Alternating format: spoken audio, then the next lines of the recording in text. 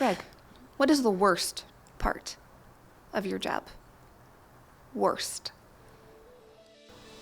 Well, welcome back to this little podcast we have with Laura and Sarah. We're doing it at the movies in person, and I'd love to have you join us there. But for now, our experience is going to be some fun questions and some meaningful ones. Spirit animals.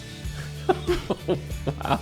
I don't even know what that means. I feel like a lot of people like Beyonce's my spirit animal. Oh, So is I thought it had to Beyonce? be an animal. Oh, yeah. I thought it was like, a buffalo is my spirit animal. Yeah. What's your Patronus? What's I a don't know picture? what that word means either. Did you just make that up? It's Harry Potter. Oh. I've read nor watched any of the Harry Potter. I'm not against them, just to be clear, but I just have no interest. Okay. I didn't know either. Yeah. It's fine. I hate good fiction too. I like to identify as a German Shepherd. I am here to serve. I am protective and I am loyal. Okay. What kind of dog are you? You threw me off with your opening line of I like to identify as. Sometimes So, I'm like yeah. a dog that just got adopted, and I'm just like so happy to be here. But otherwise, I mean, I like to work. Yeah. German Shepherd. So I'm going to give you two answers. Love it. I aspire to be a stallion, of course. Like a horse? Yeah, like strong, Oh, hold on. leading the pack, like all that. What kind of dog would you identify with? A stallion. A stallion. Did you say dog? Dog. That was not in the question. I'm a. No. She's a Rewind the tape. No. I did go She did. spirit animals, And then went she's- into I'm a German Shepherd. What kind of dog would you be? Stallion. I'd be a stallion dog. That's what I aspire to, anyway. I mean, we could keep going. Let's. All right. No. Let's rewind. Actually. So, ask me that question again. What kind of dog? Yes. What kind of? Are you a dog guy?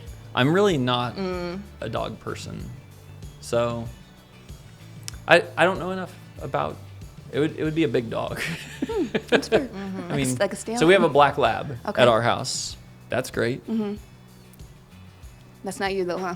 I don't know. I mean, German Shepherds seem nice. I think he's a Dibs. Chihuahua. I am not a Chihuahua. yap, That's yap, no. That's not a big dog. That's my No, point. like a If you basset went hound? bulldog, if you went like pit bull, if you went Doberman, there's lots of options. Yeah. Chihuahua, Oh, not one of the wow. options. Not Sorry. poodle, not that. What about a doodle? Yeah. Like a golden doodle? Yeah.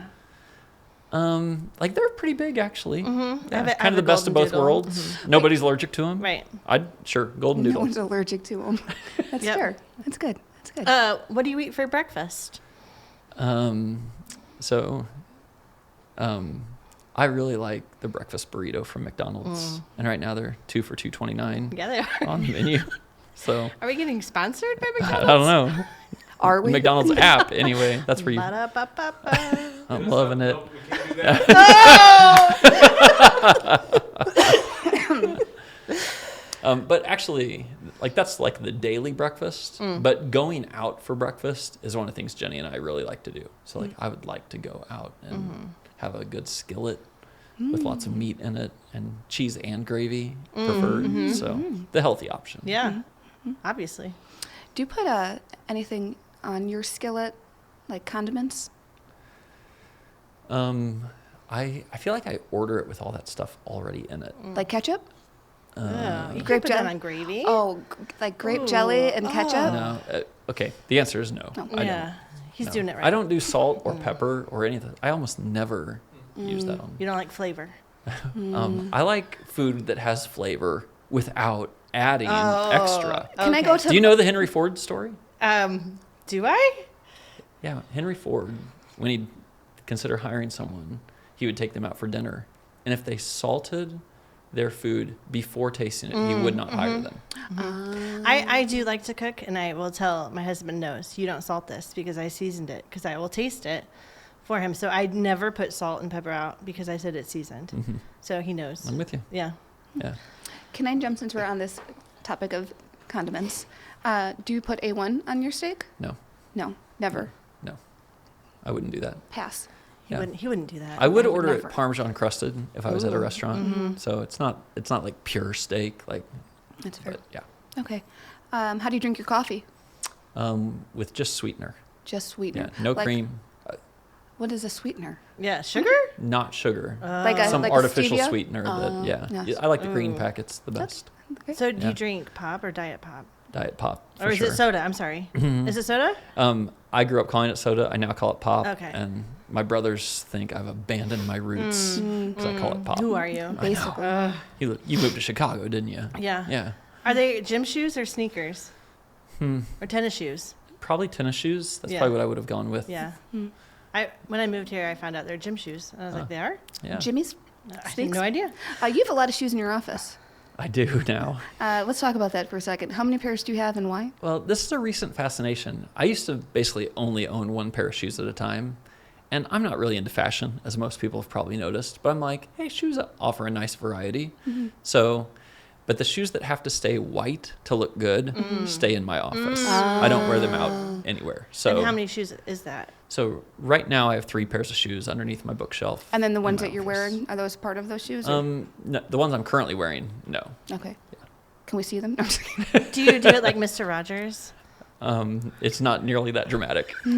So Interesting. I don't usually sing No. while I'm changing them. No. Okay. I just wondered. If you could give a Technicolor dream coat to anyone on staff, who would it be? And why is it Mitch?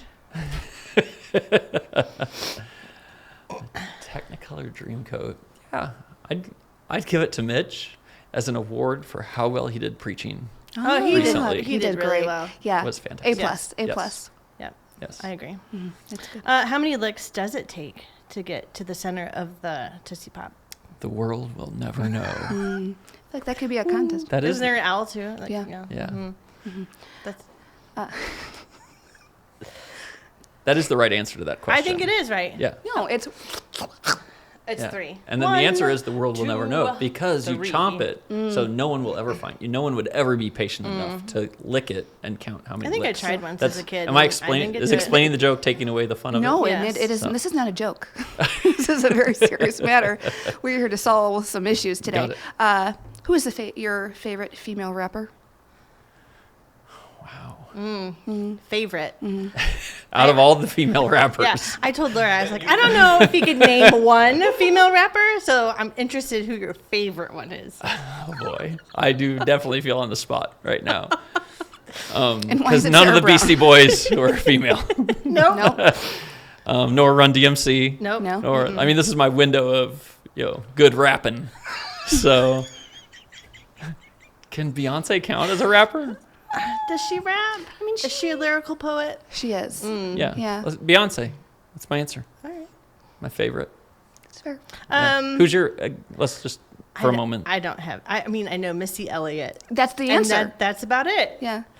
I mean Missy Elliott. Cardi B. No. I know. I mean, Cardi B is funny to me. But no, I'm No. okay. Yeah. No. Yeah. I'm good. Is she a rapper? Oh, 100%. Oh, yeah. Yeah. Yeah. When is the last time you went roller skating?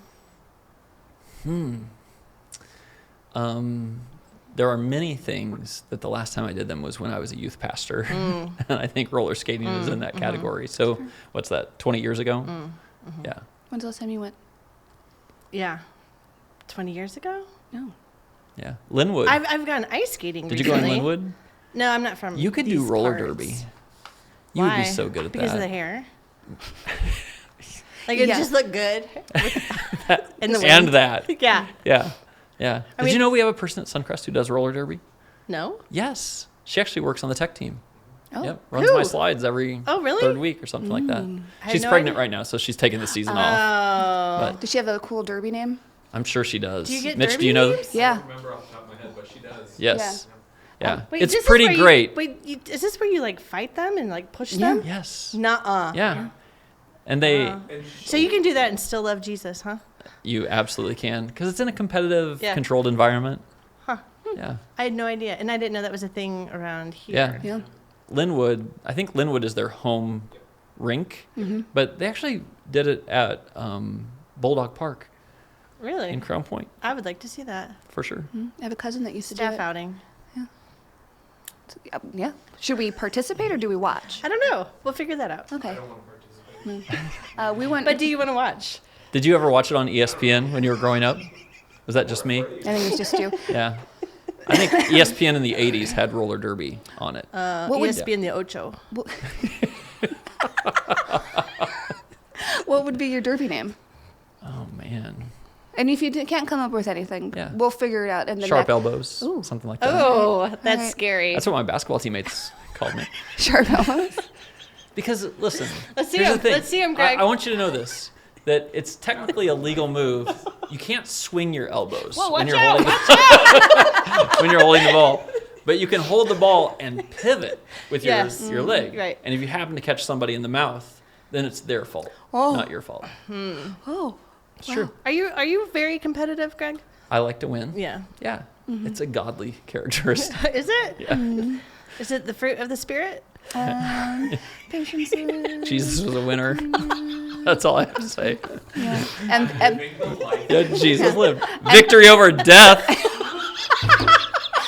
it's true. It's true. All right. Yeah, it's true. Settled. Jesus is a winner. It all makes sense. Yep. MVP. Yeah. He was a little less arrogant about it than I can be, but he was a winner. That's fair. A humble winner. That's not me. So I feel like we are done with the playful questions. Okay. Let's get into some serious ones. Let's do it. What is the worst part of your job? Worst. I think it's when he cleans the toilets after church on Yeah. Sunday. Every Sunday. Can you believe it? He does a really good job, It though. does. The third stall in the men's bathroom. Someone must go in there I'm just kidding. The worst part of my job. I'm going to give you two answers. Okay. Okay. Do you want to know the second question before? I always want to know more information. So I want to know the worst part, and I Mhm. want to know the hardest part. Okay. I just didn't know if you were going to try to marry the two and then. Yeah. So at the most practical level, the worst part of my job is that I have to work every Sunday and every Thursday night, right? Like it's probably a silly thing to complain about, and our family has certainly adjusted to it, but I just don't. If I was ever not a pastor, the thing I look most forward to is having a weekend, Yeah. right? That's just our weekend. Yeah. So that's kind of a surface selfish answer. In the experience of being a pastor, this might be the worst, this might be the hardest, but it is having someone come and ask for guidance, me giving them guidance that is hard, which I do often enough, right? Rarely do I just be like, oh, whatever you want to do, just go for it, right? I'm going to lead you to do something that, and they walk out of the room and I know they're not going to do it. Is it hard because you're like, oh, well, I just wasted 45 minutes and they're not doing it? Or is it just like watching them go and you're just like, oh. It can be the former a little bit. Like why did you come ask if you weren't going to take the advice, right? That seems a little rude or off-putting. But the bigger part is like, I don't want to use too dramatic of a metaphor, but it's like watching an accident happen that's perfectly preventable, right? The train is going to derail, right? And I know where it's going.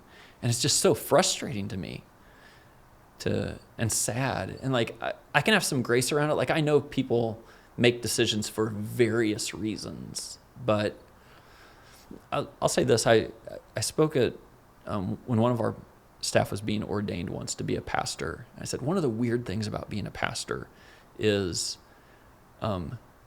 sometimes people think you're speaking for God all the time, and you're not. And you're like, whoa, don't take that as God. But then the flip side of that is equally frustrating. When I have a word from God for you, and you're like, It's just Greg. it's just Greg, right? Yeah. I'll take it, How I want. Yeah. Yeah. I think it's pretty frustrating. Yeah. What is the most common thing you find that stops people from believing in God or following Jesus? I want to give you multiple answers instead of just the most common. I think there's categories. So one category is people want to do their own thing. And, placing your trust in God, trying to follow Jesus, will place tremendous limits on just doing whatever you want, right? So sometimes it's just that practical, and almost nobody wants to admit that. Yeah. They will kind of hide it under an intellectual question or something like that. So one category is, people just want to live their life. They want to be totally free to do what they want to do. They want to be God, right? Mm-hmm. It's maybe a hard way to say it, but it's true. I do think people have, sometimes it's a little bit intellectual, is what I found. Like, people have done study about things, and that's created some doubt in them, or they had a professor in college. Mm-hmm. So that's a reason for doubt, and I experienced that same thing myself. To have a strong faith, do you believe doubt is necessary? I don't quite want to say it's necessary, but it's not anti-faith. That's the big thing for me. It's perfectly healthy to have doubts, as long as they stir you toward seeking out what is true, and you go on that journey, right? That to live in your doubt, to sit in your doubt and stop there, is the challenge. One of the things I've realized over being a pastor a long time is there's a lot of personality to faith. Some people, they're not doubters. Like, faith is so easy to them. And I don't want to say, well, your faith would be stronger if you doubted, right? Because I don't necessarily think that's true. I'm probably at the same time both frustrated that faith comes so easy for them and not necessarily for me, and also a little jealous.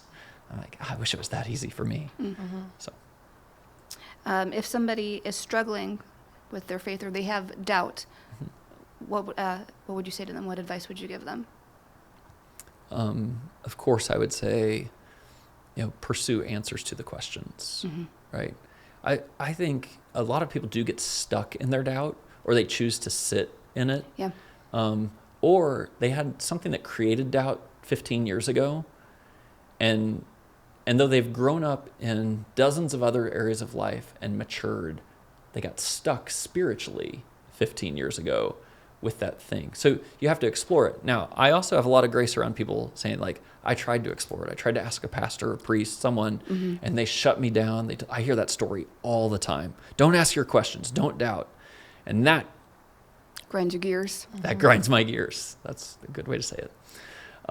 So I want them to know the invitation is open to explore it. And, of course, Suncrest is trying to create an environment where, whether you believe or not, you can be here. All the questions you have, we'll be patient. Let's explore those. Is a Christian who walks away from their faith still saved? So this is a big theological question about whether you can lose your salvation. Even that phrasing might be weird to people who don't go to church, but I think we need to delineate the question a little bit, because if you sincerely placed your trust in Christ, and then you get off course, let's say, you make a series of decisions, you start to have doubts, all those things, that's all very human. Right? And no one should doubt their salvation just because they got off course, right? So I don't believe that people can lose their salvation, but I do believe they can, and this is a high threshold, they can walk away from it.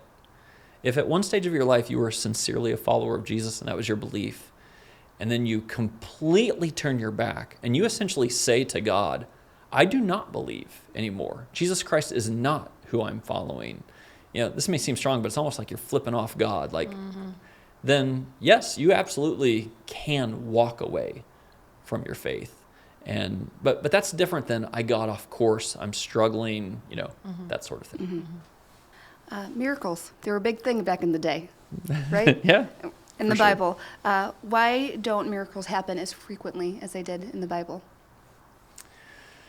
Oh. And this is probably a question for God, but since Greg is sitting here, I just figured throw it that way. So I'm fascinated by miracles, so much so that sometimes I want to pick apart the questions that people ask me. So like the assumption of yours is they don't happen today like they used to. I'm like, I'm not so sure. I'm not so sure. And there's a few ways to think about that. So, we think, miracles were happening all the time. But if you look at the scriptures, we only have about 36 miracles recorded from Jesus, right? Now, I'm not saying that's even all the miracles he performed, but, it's, how we sometimes say like, oh, remember Instagram or Facebook or whatever, that's someone's highlight reel, right? It's not their real life. Well, in some ways, the biographies we have of Jesus are his highlight reel, right? There were a lot of days that were regular days that don't get written down about, right? So we're getting, so I'm not sure the frequency was as high as we think of it back then, and I'm not sure it's as low as we think of it now. I do know this. We, in a Western culture, an American Western culture, we're so rationally minded that most of us are not open to the idea of the miraculous and the supernatural. And we absolutely block what could be possible in our lives because we're not open to it, right? So I think, our elders, we do what the book of James says. When someone's very sick, cancer, whatever, the Bible says, anoint them with oil and pray for their healing. And we have done that, and we have seen healing. Wow. Right? Is it healing all the time, every time? Not in the way we prayed for it, but sometimes it is. And I'm like, I think we just have to be more open to it. And then here's the other thing. We think of miracles as like that the goal was a miracle. If I had cancer and I got a miracle, now I don't have cancer, end of story. But that is not how the scriptures talk about miracles. The scriptures talk about miracles as signs and wonders, where the miracle isn't the goal. The goal isn't to be healed from cancer. The point of the miracle is to point to the power of God in our lives and be reminded that God, though he's transcendent over all the world, does interact and intervene in this world. And so, sometimes we're selfish people, so we can I need my miracle, right? But actually, a better way to think about it is, Laura, if you get your miracle, that's actually what I needed. I didn't need me to get healed from cancer. I needed to be reminded that God is at work and supernatural things do happen. That's the sign that it's pointing to. That's a good answer. Very good answer. What is the biggest doubt or struggle that you have with Christianity? Currently? Sure. Yeah. Or in the past? Yeah, no. Right? Well, Like, is this in the historic? past, I mean, whatever. Which answer is better? Well, for sure, historically, the question for me is basically, am I just a Christian because I grew up in a Christian home, right? I think everyone should ask that question. You don't have to spend your whole life searching for it, but that was a big one for me because I think the chances, most people just stay with what they grew up with. So is that really true? And I had to go on that exploration. That one's pretty settled for me at this stage. I feel like I've given a fair amount of time to the other options. My biggest doubt today, so you may or may not put this in the category of doubt, but I have some questions for God, right, that are unreconciled. So, in the conversation about hell, if it's not annihilationism where people cease to exist and it is eternal conscious torment,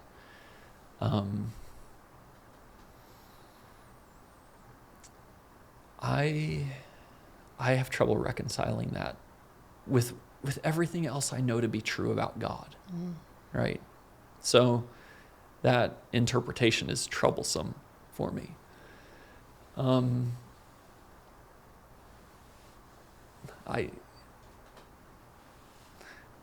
don't know if I want to name my other ones in this forum, honestly. That's fair. That's fair. I mean, I think just the fact that you say what you say, it's like, oh, that makes me feel a little bit better because somebody who knows so much about Scripture and following Jesus and really apply that to your life, it's like, oh, you have these feelings every once in a while.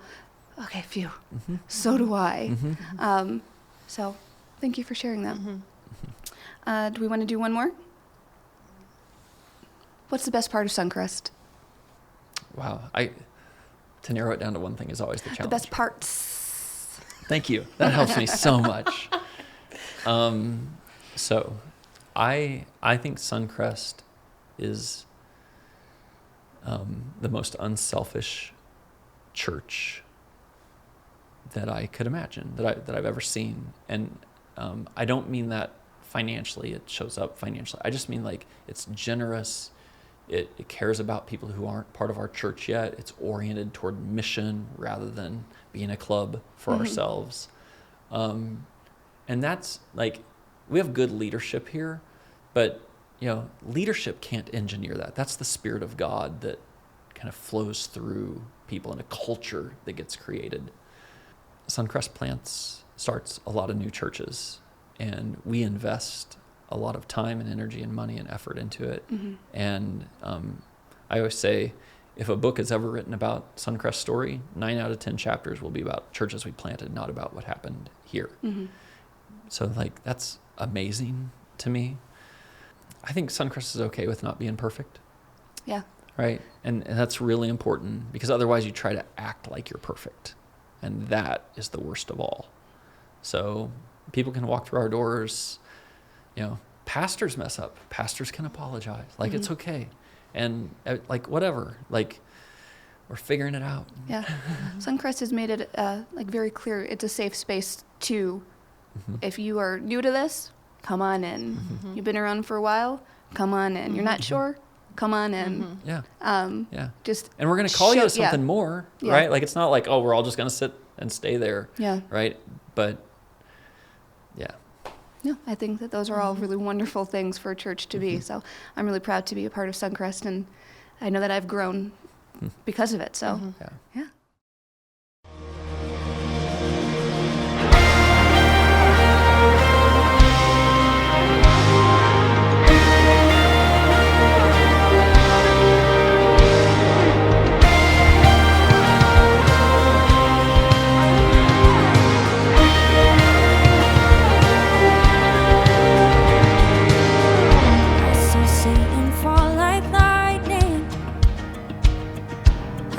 Darkness run for cover, but the miracle that I just can't get over, my name is registered in heaven. I believe in signs and wonders. I have resurrection power.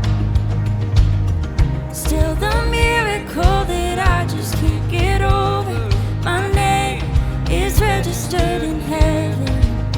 Oh, my praise belongs to you forever. This is my testimony from death to life, 'cause grace rewrote my story. I'll testify, by Jesus Christ the righteous, I'll testify. This is my testimony, this is my testimony.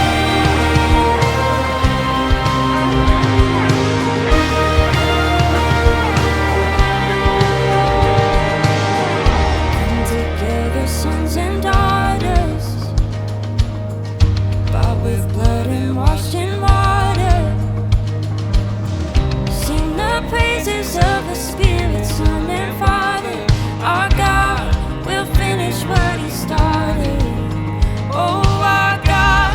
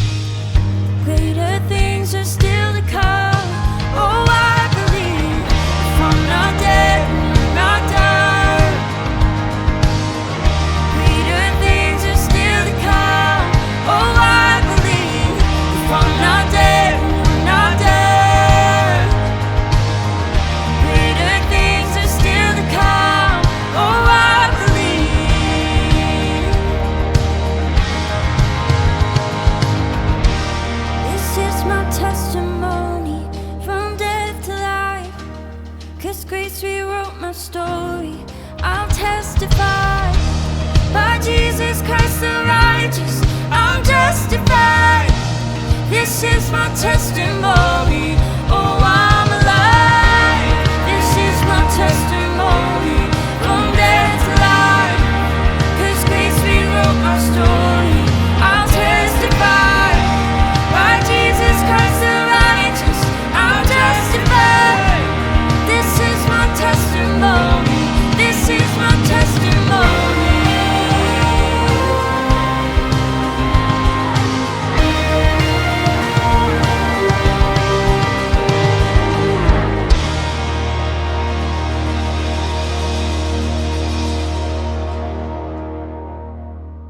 Every week, we pause everything we do to focus on the love of Jesus during a time we call communion. In person, we take bread and juice, but on demand, go ahead and find whatever food and drink you have available to you to represent Jesus' body and his blood.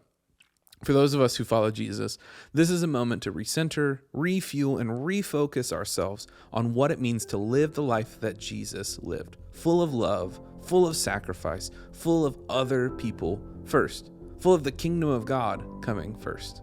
But maybe you're watching this video and you wouldn't define yourself as someone who follows Jesus yet.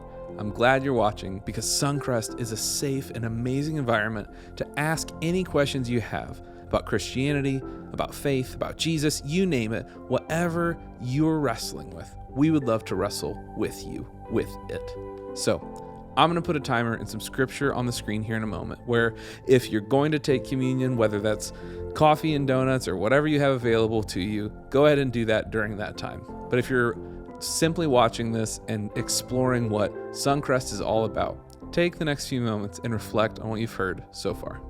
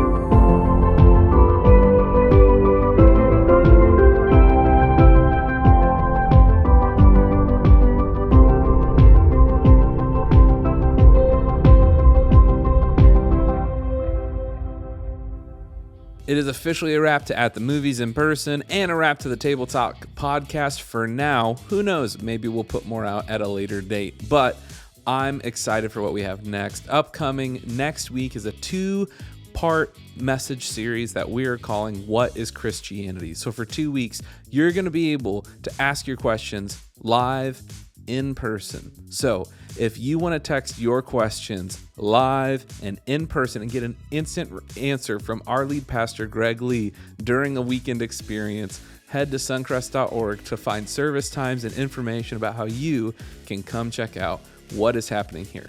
We're starting What is Christianity next week. I want you to be a part of it. I want your friends and family to be a part of it. So be sure to invite them as well. We will see you next time as we kick off this brand new series and as we continue to figure out what it looks like to live the life that Jesus lived together. Bye now.